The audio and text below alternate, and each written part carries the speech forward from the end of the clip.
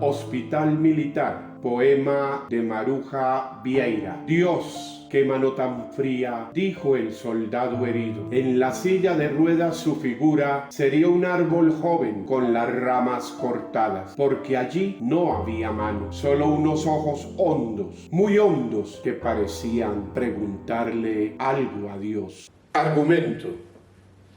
El poema Hospital Militar de Maruja Vieira narra la triste situación de un soldado que se encuentra gravemente herido en un hospital militar. El poema describe la realidad que se vive dentro de las paredes del hospital, en donde se evidencia la soledad y el sufrimiento del soldado mutilado. La autora hace una crítica a la guerra y a la violencia que ésta conlleva. Asimismo, el poema resalta la necesidad de la humanización de los conflictos bélicos y de la defensa de la vida y la dignidad humana. El soldado, a pesar de su condición de combatiente, sigue siendo una persona humana con dignidad que merece ser tratada con respeto y sin discriminación. El segundo es el derecho a la salud, porque el soldado tiene derecho a recibir atención médica y a ser cuidado con los recursos necesarios para lograr su excelente y pronta recuperación. Tercero, el derecho a la vida. El poema resalta el valor de la vida humana y la necesidad de protegerla, incluso en situaciones de guerra. Protocolos de Ginebra 6CR. Todos estos derechos humanos afectan directamente el argumento del poema, ya que la autora nos invita a reflexionar sobre la manera en que los conflictos bélicos afectan a las personas y a sus derechos fundamentales. El poema muestra el sufrimiento y la soledad del soldado y nos incita a pensar en el impacto que la guerra tiene en la sociedad. Además, el poema nos recuerda que es necesario humanizar los conflictos bélicos y proteger los derechos humanos de todas las personas, sin importar su condición y circunstancia. Acompaña nuestro trabajo una crítica de 3 de los escritos enviados por el doctor Ricardo Rabinovich. He escogido de su texto Nuevas reflexiones sobre el concepto de la persona, el siguiente, comillas. Creo, por lo tanto, que ha llegado la hora de preguntarnos seriamente si no deberíamos prescindir del concepto de persona y sustituirlo en el futuro por el de ser humano, o simple y sencillamente sustantivando el adjetivo humano, empleando siempre la palabra como neutro, no como masculino. Abro paréntesis. Después de todo, al perro no lo llamamos, entre comillas, ser perro, ni al gato, entre comillas, ser gato. Página 7. Mi crítica. En general, el concepto de persona se utiliza para hacer referencia a un individuo de identidad y personalidad propia, capaz de tomar decisiones y responsabilizarse de sus acciones, derecho subjetivo.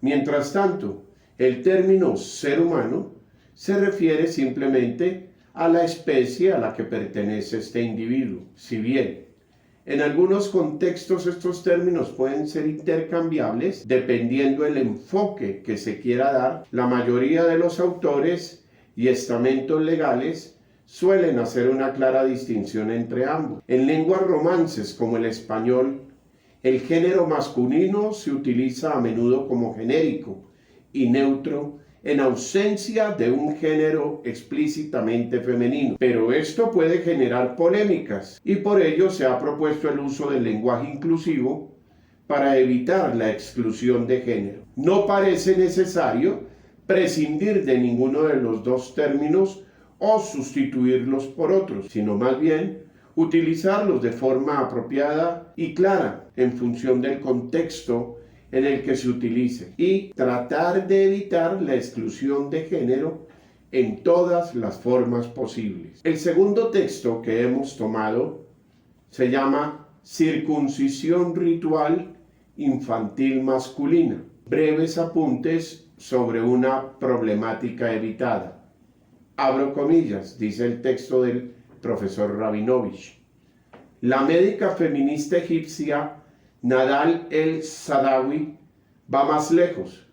Tras preguntarse las razones del, entre comillas, silencio de las Naciones Unidas en relación con la circuncisión masculina, por el cual, comillas, no consideran a la circuncisión masculina ilegal, como lo hicieron con la circuncisión femenina, cierro comillas, declara, abro comillas, esto es por miedo del lobby político, social y psicológico judío sobre la circuncisión. La circuncisión masculina no es nada diferente de los asesinatos masivos, viejos y nuevos en las guerras colonialistas. Hasta hoy, las maquinarias militares capitalistas colonialistas no han parado de matar miles, hasta millones de ciudadanos inocentes. Cierra comillas. Mi crítica al respecto es que la circuncisión masculina es un procedimiento médico común que se realiza por diversas razones, de índole cultural y médico.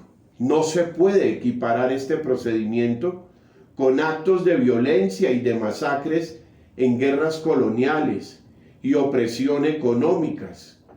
La guerra y la confrontación armada conlleva actos que tienen efectos devastadores en las personas. No deben ser minimizados ni justificados. Es importante abogar por la paz, la justicia y la igualdad, trabajando juntos por construir un mundo mejor para todos. El tercer escrito se hace en idioma portugués y se llama, en traducción al español, derechos existenciales. Dice el párrafo a criticar: la muerte como fin de la vida nos presta este gran servicio de hacernos elegir y actuar. Mi respuesta ante ello es que es válido tener una perspectiva diferente de la muerte como fin de la vida, de esa vida física, pero respetuosamente considero la muerte como un proceso natural y normal de vida. Es un recordatorio de que nuestra existencia es limitada y que debemos hacer todo lo posible para vivirla de manera plena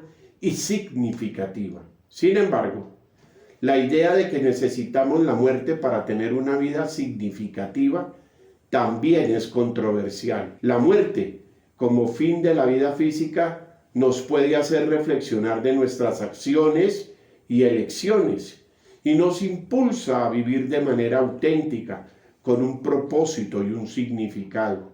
Además, es importante tener en cuenta que cada persona puede tener diferentes experiencias, sentimientos y creencias sobre la muerte y la vida. No necesitamos la muerte para enfrentar decisiones difíciles o tomar medidas valientes o significativas. La vida misma nos presenta constantemente oportunidades para tomar decisiones significativas y hacer elecciones importantes. Caben los equívocos para hacernos madurar y mejorar, ya sea relacionado con nuestra familia, nuestra carrera, nuestros valores personales o nuestras metas. Pero siempre es crucial reconocer la importancia de la vida y no depender de la muerte para tener la decisión y el coraje de actuar en consecuencia. Debemos ser respetuosos y compasivos hacia aquellos que están experimentando el dolor y la pérdida de un ser querido y trabajar juntos para crear una sociedad más justa y equitativa, donde todas las personas tengan la oportunidad de vivir una vida plena y representativa en un ambiente de paz y no de guerra. ¿Cómo se tratan los derechos de la persona en el texto del poema? En el poema Hospital Militar se trata de forma crítica y reflexiva los derechos humanos de la persona, especialmente en el contexto de los conflictos bélicos. A lo largo del poema se pueden identificar diversas situaciones en las que se ven afectados los derechos humanos del soldado herido y otras personas en situaciones similares. La poetisa muestra su sensibilidad ante la situación dolorosa y solitaria que vive el soldado, pero al mismo tiempo hace una crítica a la guerra y a la violencia que se genera con ella. El verso expresa la necesidad de humanizar los conflictos bélicos y de proteger los derechos de las personas sin importar su condición. El derecho a la salud y a la atención médica es tratado de manera evidente a través de la descripción de la atención hospitalaria que recibe el soldado. También se refleja el derecho a la dignidad humana, al no mostrar una imagen deshumanizada del soldado a causa de su condición minusválida. Los derechos humanos de la persona son tratados de manera crítica y reflexiva en la Oda Hospital Militar, expresando la necesidad de protegerlos en todo momento y la importancia, repito, de humanizar las situaciones violentas y bélicas. Claro está, nunca una guerra es humana, ni se podrá humanizar. Mi opinión: la guerra ha sido parte de la vida del ser humano desde el inicio de los tiempos. En la literatura clásica, como la Ilíada de Homero, el doctor Rabinovich nos ha enseñado en clase que se engrandecía con discursos encendidos sobre el valor y el heroísmo. A partir del siglo XX existe otra mirada en relación a los conflictos que causaron millones de muertes y destruyeron parte del mundo. En muchos textos se pueden encontrar poemas que se refieren a la guerra con una mirada crítica, dolorosa y realista. En su mayoría son textos escritos por personas que lo experimentaron directamente. En este contexto, la muerte se vislumbra como el único alivio posible, ya que al estar cerca de ella, los soldados oían la palabra divina, que los llevaría al descanso eterno. Escogí el poema Hospital Militar por ser un texto muy bello a pesar de referirse a un tema tan duro. Utiliza metáforas y comparaciones de la naturaleza, generando un ritmo que señala cómo la guerra genera mutilación y muerte. Las ansias de vida invaden la realidad invocando a un Dios que es de paz y amor. Podrán haber miles de heridos que sufrían y agonizaban afuera de la batalla, pero allí, en el campo de guerra, esta persistía y seguiría dejando un saldo de nuevos heridos. La muerte se vislumbra así: solo destrucción, fría desolación. Por eso, la autora de este poema, al preguntarle qué pensaba de la muerte, dijo, abro comillas, siempre está presente, pero solo está en quienes no dejan nada. Esas personas que realmente están muertas.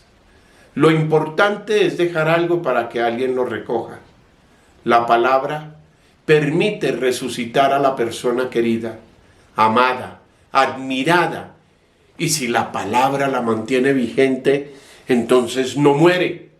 Mientras exista la poesía, la gente zarpa un viaje, pero no muere jamás.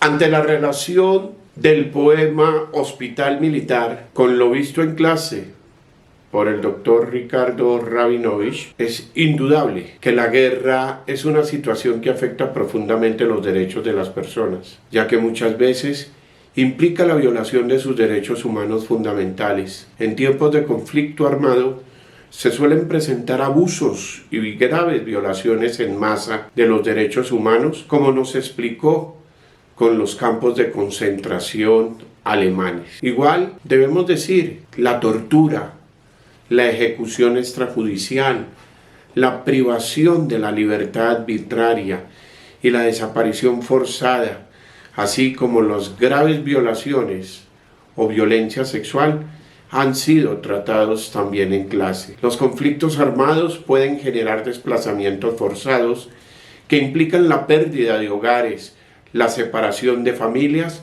y la vulneración de los derechos a la propiedad, la educación, la salud y el trabajo. Es importante destacar que la guerra puede afectar negativamente la economía, la infraestructura y el medio ambiente, no solo de un país, de toda una comunidad. Gracias, profesor Rabinovich, por hacernos tomar conciencia y hacernos voceros de la paz mundial. Gracias.